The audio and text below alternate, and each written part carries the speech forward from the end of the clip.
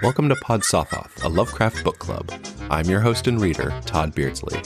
As this is an odd-numbered episode, I'll be reading a selection from the works of H.P. Lovecraft. Tonight, you'll hear The Book, a fragment written by Lovecraft and published shortly after his death.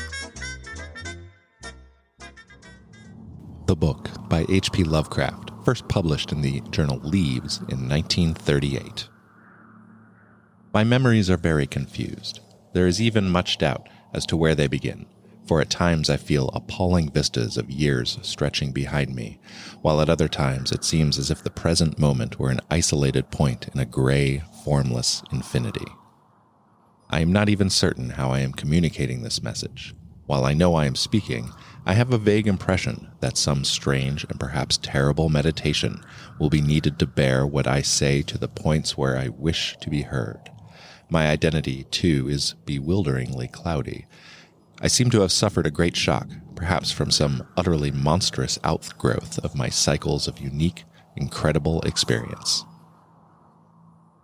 These cycles of experience, of course, all stem from that worm-riddled book.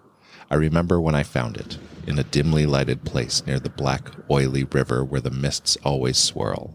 That place was very old, and the ceiling-high shelves full of rotting volumes reached back endlessly through the windowless inner rooms and alcoves. There were, besides, great formless heaps of books on the floor and in crude bins, and it was in one of these heaps that I found the thing. I never learned its title, for the early passages were missing, but it fell open toward the end and gave me a glimpse of something which sent my senses a-reeling. There was a formula, a sort of list of things to say and do, which I recognized as something black and forbidden, something which I had read of before in the furtive paragraphs of mixed abhorrence and fascination penned by those strange ancient delvers into the universe's guarded secrets whose decaying texts I loved to absorb. It was a key, a guide to certain gateways and transitions which mystics have dreamed and whispered since the race was young, and which led to freedoms and discoveries beyond the three dimensions and realms of life and matter that we know. Not for centuries has any man recalled its vital substance or known where to find it, but this book was very old indeed. No printing press but the hand of some half-crazed monk had traced these ominous Latin phrases in uncials of awesome antiquity. I remember how the old man leered and tittered and made a curious sign with his hand when I bore it away. He had refused to take pay for it, and only long afterward did I guess why. As I hurried home through those narrow, winding, mist-choked waterfront streets, I had a frightful impression of being stealthily followed by softly padding feet. The centuried, tottering houses on both sides seem alive with fresh and morbid malignity, as if some hitherto closed channel of evil understanding had abruptly been opened. I felt those walls and overhanging gables of mildewed brick and fungus plaster and timber, with fishy, eye-like, diamond-paned windows that leered, could hardly desist from advancing and crushing me. Yet I had read only the fragment of that blasphemous rune before closing the book and bringing it away. I remember how I read the book at last, white-faced and locked in the attic room that I had long devoted to strange searchings. The great house was very still, for I had not gone up till after midnight. I think I had a family then, though the details are very uncertain, and I know there were many servants. Just what the year was, I cannot say, for since then I have known many ages and dimensions, and have had all my notions of time dissolved and refashioned. It was by the light of candles that I read. I recall the relentless dripping of the wax, and there were chimes that came every now and then from distant belfries. I seemed to keep track of those chimes with a peculiar intentness, as if I feared to hear some very remote, intruding note among them. Then came the first scratching and fumbling at the dormer window that looked out high above the other roofs of the city. It came as I droned aloud the 9th verse of that primal lay, and I knew amidst my shudders what it meant. For he who passes the gateways always wins a shadow, and never again can he be alone.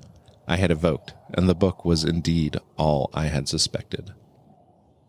That night, I passed the gateway into a vortex of twisted time and vision, and when morning found me in the attic room, I saw in the walls and shelves and fittings that which I had never seen before. Nor could I ever after see the world as I had known it. Mixed with the present scene was always a little of the past and a little of the future, and every once familiar object loomed alien in the new perspective brought by my widened sight. From then on, I walked in a fantastic dream of unknown and half-known shapes, and with each new gateway crossed, the less plainly I could recognize the things of the narrow sphere to which I had so long been bound.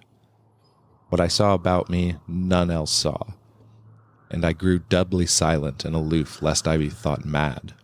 Dogs had a fear of me, for they felt the outside shadow which never left my side. But still I read more, in hidden, forgotten books and scrolls to which my new vision led me, and pushed through the fresh gateways of space and being and life patterns toward the core of the unknown cosmos. I remember the night I made the 5 concentric circles of fire on the floor and stood in the innermost one chanting that monstrous litany the messenger from Tartary had brought. The walls melted away, and I was swept by a black wind through gulfs of fathomless gray with the needle-like pinnacles of unknown mountains miles below me. After a while, there was utter blackness, and then the light of myriad stars forming strange, alien constellations. Finally, I saw a green-lit plain far below me, and discerned on it the twisted towers of a city built in no fashion I had ever known or read of or dreamed of. As I floated closer to that city, I saw a great square building of stone in an open space, and felt a hideous fear clutching at me. I screamed and struggled, and after a blankness was again in my attic room, sprawled flat over the 5 phosphorant circles on the floor. In that night's wandering, there was no more of strangeness than in many a former night's wandering, but there was more of terror because I knew I was closer to those outside gulfs and worlds than I had ever been before. Thereafter, I was more cautious in my incantations, for I had no wish to be cut off from my body, and from the earth in unknown abysses whence I could never return.